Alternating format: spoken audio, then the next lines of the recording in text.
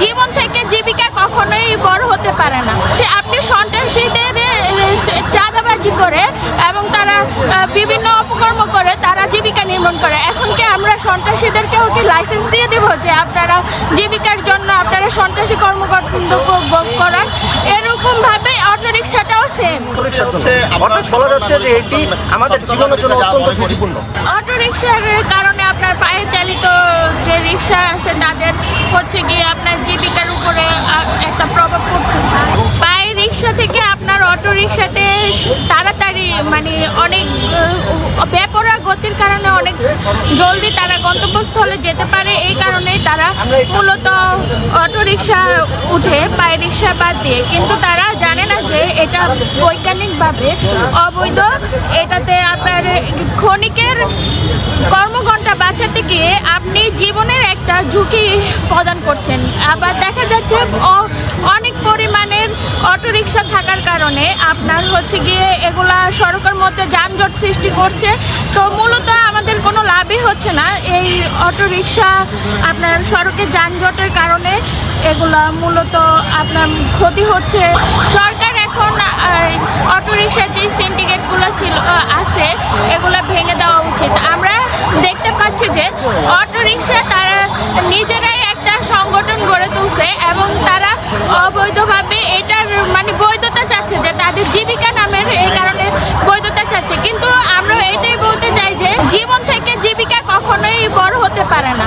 আপনি একটা মানুষে আপনি সন্ত্রাসীদের চাঁদাবাজি করে এবং তারা বিভিন্ন অপকর্ম করে তারা জীবিকা নির্মাণ করে। এখন কি আমরা সন্ত্রাসীদেরকেও কি লাইসেন্স দিয়ে দেব যে আপনারা জীবিকার জন্য আপনারা সন্ত্রাসী কর্মকাণ্ড করান?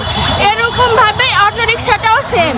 আপনারা অটোরিকশায় যদি আমরাই সচেতন হই এবং এটা ব্যবহার করা কমিয়ে দেয় তখন হচ্ছে অবশ্যই এটার একটা প্রভাব পড়বে। এবং অটোরিকশার যে যান্ত্রিক অংশগুলো আছে এগুলা রপ্তানি বন্ধ করা উচিত বলে আমি মনে করি। এবং আমরা যে পায়ে চালিত রিক্সা অটোরিকশা ব্যবহার না করে পায়ে চালিত রিক্সা ব্যবহার করা আমার মতে যুক্তিসঙ্গত।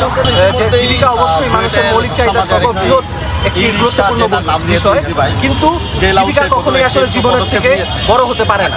এই জায়গাতে অটোরিকশা চলাচলের কারণে বছরের 25% সড়ক দুর্ঘটনা ঘটছে।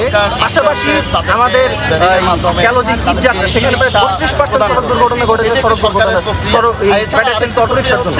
অর্থাৎ বলা যাচ্ছে যে এটি আমাদের জীবনের জন্য অত্যন্ত ঝুঁকিপূর্ণ। তাহলে সেক্ষেত্রে আমাদের সরকারের আমাদের রাষ্ট্রকে অবশ্যই এখানে উদ্যোগ নেওয়া উচিত যে এটি বড় একটা সংখ্যার মানুষের জীবিকার সাথে জড়িত হলো, যেহেতু এটা জীবনের জন্য হুমকি স্বরূপ, অবশ্যই এটার বিকল্প ব্যবস্থা চিন্তা করা। লাখের মতো অটোরিকশা রয়েছে, যেটা আগস্টের আগে হয়তো বা 2-3 লাখ ছিল।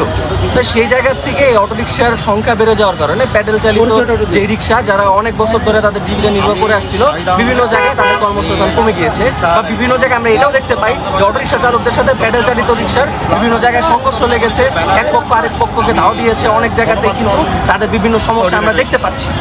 এ নিয়েও আসলে সরকার পর্যাপ্ত ব্যবস্থা নেয় নাই। বৃহদাংশের একটা প্যাডেল চালিত রিক্সার শ্রমিকরা আসলে এখানে ক্ষতিগ্রস্ত হচ্ছে এবং এই বিষয়ে আসলেই সরকার থেকে কোনো পদক্ষেপ নেওয়া হয়নি। আমরা চাই এই প্যাডেল চালিত রিক্সাদের জায়গা সিলেক্ট করে দিয়ে যাতে এই রিক্সার যারা চালক রয়েছে তাদের জীবিকার ব্যাপারে সরকার